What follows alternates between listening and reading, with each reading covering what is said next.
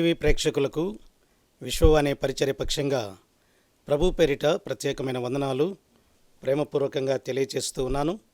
అదేవిధంగా నూతన సంవత్సర శుభాకాంక్షలు కూడా ప్రేమతో తెలియచేస్తూ ఉన్నాను. ప్రేమైనటువంటి వారలారా, ఈ నూతన సంవత్సరంలో దేవుడు మనతో మాట్లాడే ప్రతి మాట కూడా స్పష్టంగా మన జీవితానికి అన్వయించుకుందాం. మన జీవితాల్లో నూతన ఆశీర్వాదాలు మనం పొందటానికి సిద్ధపడదాం. ఫలించుట అనే అంశాన్ని పరిశుద్ధ బైబిల్ గ్రంథం నుండి ధ్యానం చేద్దాం. లూకా వ్రాసిన సువార్త 13వ అధ్యాయము 6వ వచనం నుండి కొన్ని మాటలు నేను చదువుతాను. మరియు ఆయన వారితో ఈ ఉపమానము చెప్పెను. ఒక మనుష్యుని ద్రాక్ష తోటలో అంజూరపు చెట్టు ఒకటి నాటబడి ఉండెను. అతడు దాని పండ్లు వెదక వచ్చినప్పుడు ఏమీయూ దొరకలేదు. గనుక అతడు, ఇదిగో 3 ఏండ్ల నుండి నేను ఈ అంజూరపు చెట్టున పండ్లు వెదకవచ్చుచున్నాను గాని ఏమీయూ దొరకలేదు. దీనిని నరికివేయము. దీనివలన ఈ భూమియు ఏల వ్యర్థమైపోవలనని ద్రాక్ష తోటమాలితో చెప్పెను. అయితే వాడు, అయ్యా, నేను దాని చుట్టూ త్రవ్వి ఎరువు వేయుమట్టుకు ఈ సంవత్సరము కూడా ఉండనిమ్ము. అది ఫలించిన సరి, లేని ఎడల నరికివేయమని అతనితో చెప్పెను. దేవుడి మాటలు మన కొరకు దీవించునుగాక. ప్రియమైనటువంటి దేవుని బిడ్డలారా, చదువబడిన వాక్య భాగంలో ఒక వ్యవసాయదారుడు ఎంతో ప్రేమతో ఒక అంజూరపు చెట్టును తన యొక్క ద్రాక్ష తోటలో నాటాలని, ప్రతిఫలాన్ని చూసి సంతోషించాలని ఆయన ఎంతగానో ఆశపడి అంజూరపు చెట్టును తన యొక్క ద్రాక్ష తోటలో నాటినట్లుగా చూస్తూ ఉన్నాం. 1 సంవత్సరం అయిపోయింది, 2వ సంవత్సరం అయిపోయింది, 3వ సంవత్సరం. ప్రతి సంవత్సరం కూడా వెతికినప్పుడు ఎక్కడ చూసినా ఆకులు కనిపిస్తున్నాయే తప్ప ఫలము ఒకటి కూడా కనిపించలేదు. తోట యజమానుడు నిరాశకు గురి అయ్యాడు.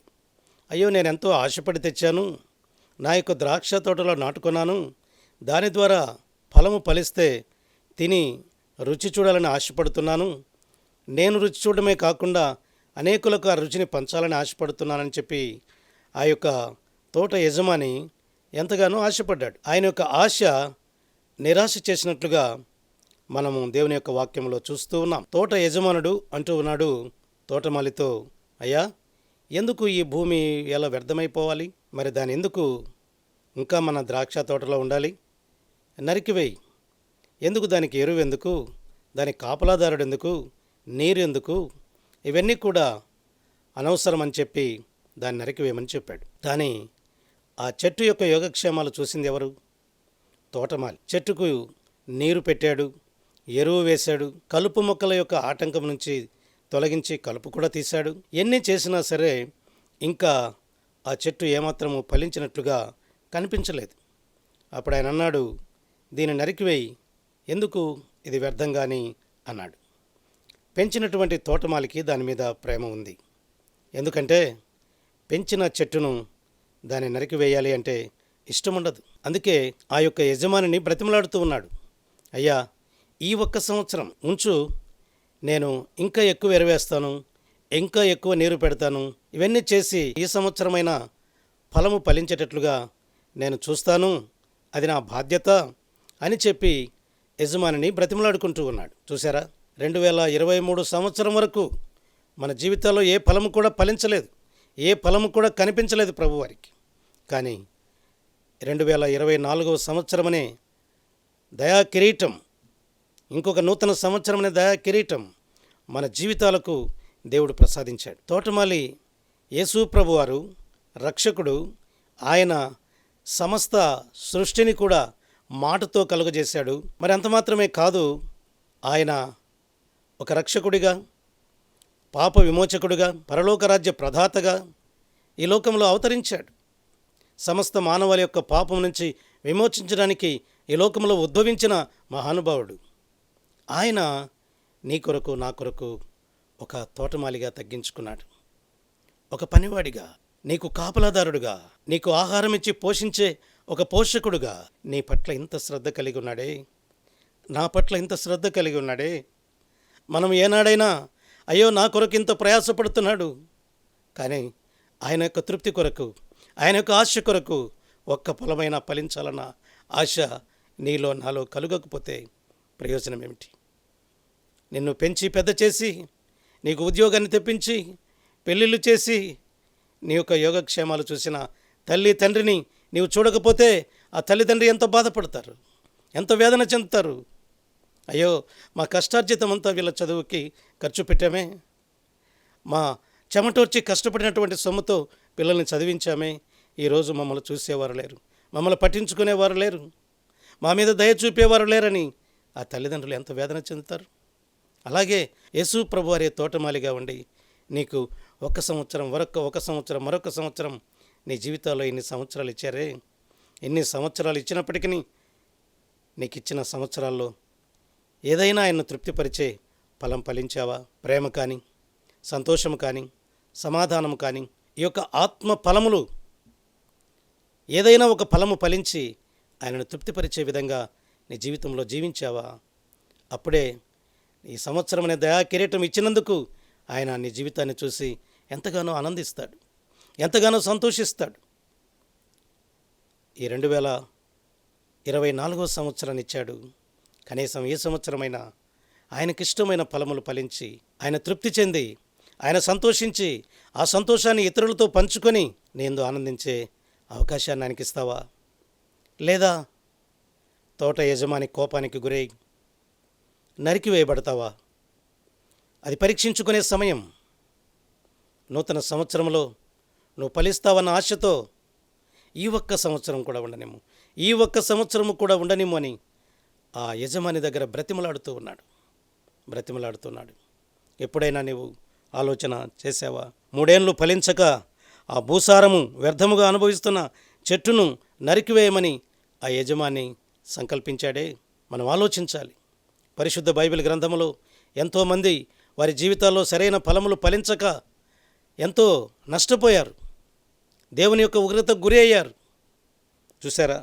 లూసిఫర్, కయ్యోను, ఏషావు, సౌలు, గెహాజీ, ఇస్కరియోతు యూదా వారి యొక్క జీవిత అంతం ఏమైందో ఒక్కసారి జ్ఞాపకం చేసుకొని బుద్ధి తెచ్చుకొని ఇవన్నీ ప్రభు ఎందుకు రాయించాడు అంటే యుగాంతమందున్న మనకు బుద్ధి కలుగుటకై వ్రాయబడింది అని చెప్పి 1 కొరింథీ పత్రికలో 10:11 ఫలించని ప్రతి చెట్టు నరికబడి అగ్నిలో వేయబడుతుందని గుర్తించమని మత్తయి సువార్త 3:10 అలాగే ఫలించని ద్రాక్ష చెట్ల విషయం దేవుడు ఏమి చేయ సంకల్పించాడో యెషయా గ్రంథము 5:1 నా ప్రియుని గురించి పాడదను వినుడి, అతని ద్రాక్ష తోటను బట్టి నాకిష్టుడైన వారిని గురించి పాడదను వినుడి.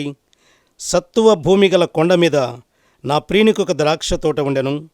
ఆయన దానిని బాగుగా త్రవ్వి రాళ్లను ఏరి అందులో శ్రేష్టమైన ద్రాక్ష తీగలను నాటించెను. దాని వద్దన బురుజు ఒకటి వేయించి ద్రాక్ష తొట్టిని తొలిపించెను. ద్రాక్ష పండ్లు ఫలింపవలనని ఎదురు చూచుచుండెను, కానీ అది కారు ద్రాక్షలు కాసెను. కావున యెరూషలేము నివాసులారా, యూదావారలారా, నా ద్రాక్ష తోట విషయం నాకు న్యాయము తీర్చవలనని మిమ్మల్ని వేడుకొనుచున్నాను. చూడండి ఎంత వేదన పడుతున్నాడు. ఇక ఆయనకు కోపానికి గురి కాకుండా తోట విషయమై ఏం చేయాలని తన ఆలోచన కలిగి ఉన్నాడో ఒకసారి దానికి కూడా చూద్దాం. నేను నా ద్రాక్ష తోటకు చేయబోవు కార్యమును మీకు తెలియజెప్తాను. ఎన్నిసార్లు ఫలిస్తావని ఎదురు చూసినప్పటికీ నీ జీవితంలో ఎన్నో సంవత్సరాలు దేవుడు అనుమతించినప్పటికీ కూడా నువ్వు ఫలించకపోతే దేవుడు ఏం చేస్తాడో చెప్తూ ఉన్నాడు. ఆయన అది మేసివేయబడినట్లు దాని కంచెను కొట్టివేసేదను, నీ చుట్టూ ఏమైతే భద్రత ఉందో దాన్ని తొలగిస్తాను అంటూ ఉన్నాడు. ప్రియమైనటువంటి వారలారా, ఆయనే మన కొండగా, ఆయనే మన కోటగా, ఆశ్రయముగా, దుర్గముగా, శైలముగా ఉండి కాపాడుతున్నాడే. ఇశ్రాయేలీయులను కాపాడువాడు కొనుకడు నిద్రపోడు అని రాత్రింబగళ్ళు కంటికి రెప్పలాగా నిన్ను కాపాడుతున్నాడే. ఆ కంచెను తొలగిస్తానంటున్నాడు, అంటే భద్రతను తీసివేస్తాను అంటున్నాడు. దేవుని యొక్క భద్రతను కోల్పోతే నువ్వు ఈ లోకంలో బ్రతకగలవా? ఈ లోకంలో జీవించగలవా?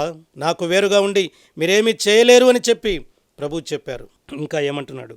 అది త్రొక్కబడినట్లు దాని గోడను పడగొట్టి దాన్ని పాడు చేసేదను, అది శుద్ధి చేయబడదు, పారతో త్రవ్వబడదు. హృదయంలో ఎంత వేదన కలిగితే నీ పట్ల ఆయన ఇలాంటి కార్యాన్ని చేస్తానంటున్నాడు. ఆయన ఉగ్రతకు గురి కాకముందే, ఆయన యొక్క కోపాగ్నికి గురి కాకముందే నువ్వు ఫలించకపోవడానికి తగిన కారణమేమిటో దాన్ని త్వరగా తీసివేసుకొని ఫలించడానికి సిద్ధపడు. నువ్వు ఫలించడానికి సిద్ధపడినప్పుడు దేవుడు తన కోపాన్ని వెనక్కి తీసుకుంటాడు.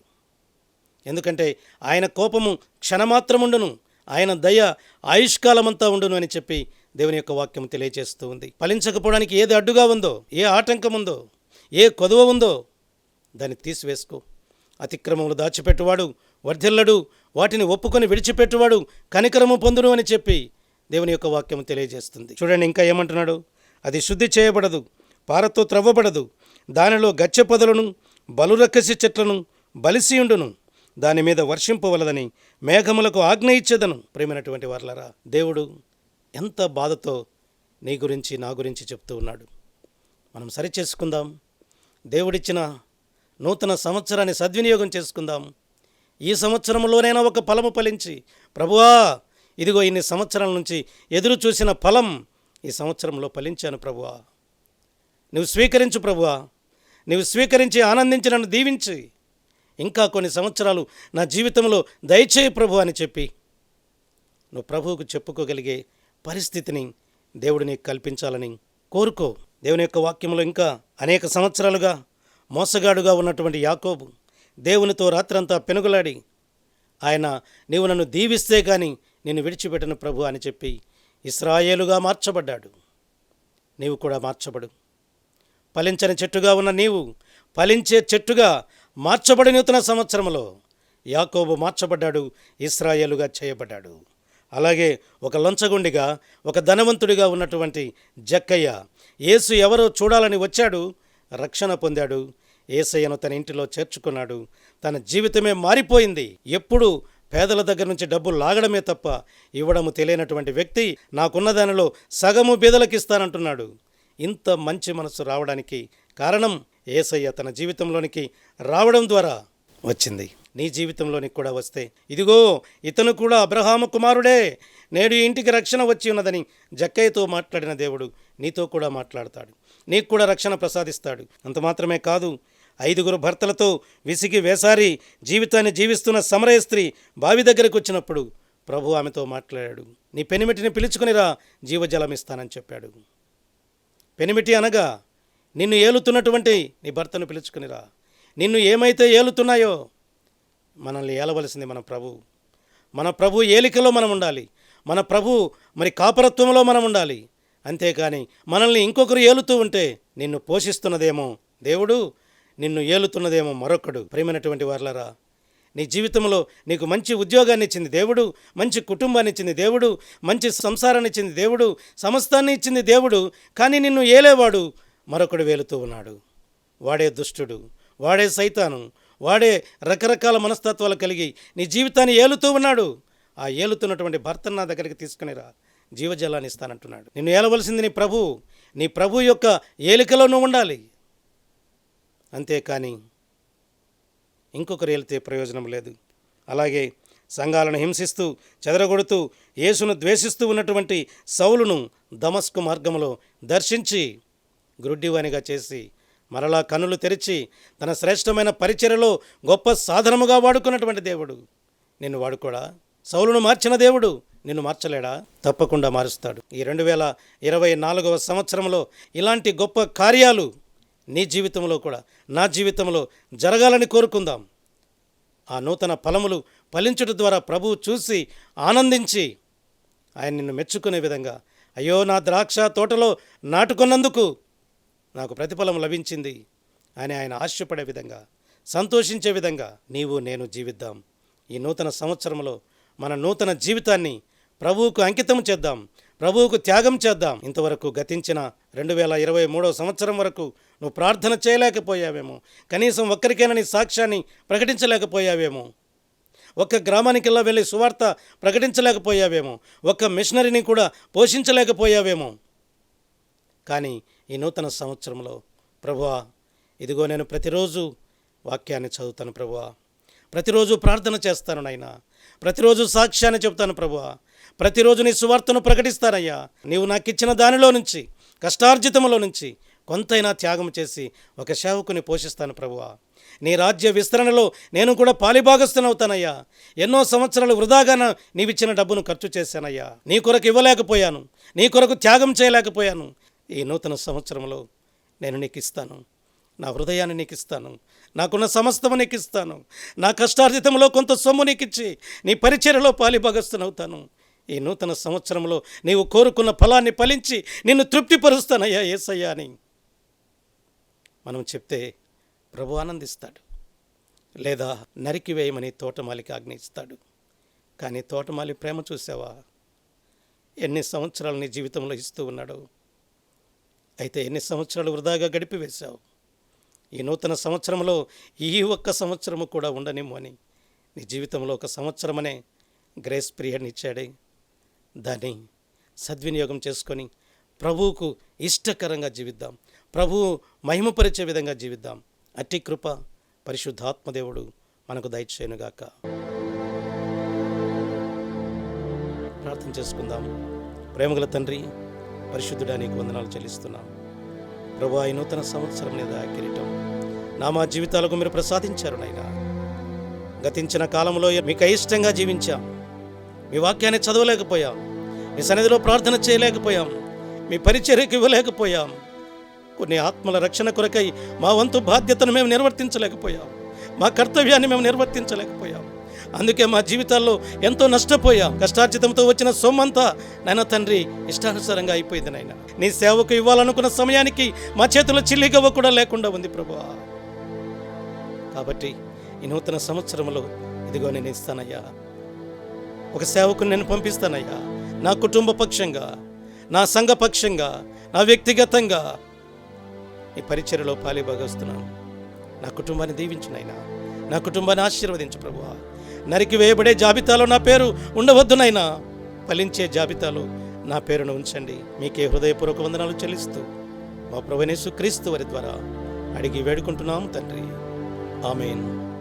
ఇప్పుడు మన పరమ తండ్రి అయిన దేవుని ప్రేమయు, ప్రభువైన యేసుక్రీస్తు వారి యొక్క కృపయు, పరిశుద్ధాత్మదేవుని యొక్క అన్యోన్య సహవాసం, సన్నిధి సహాయం మనకు సర్వ పరిశుద్ధులకు సర్వదా సదాకాలము తోడయుండి నడిపించునుగాక.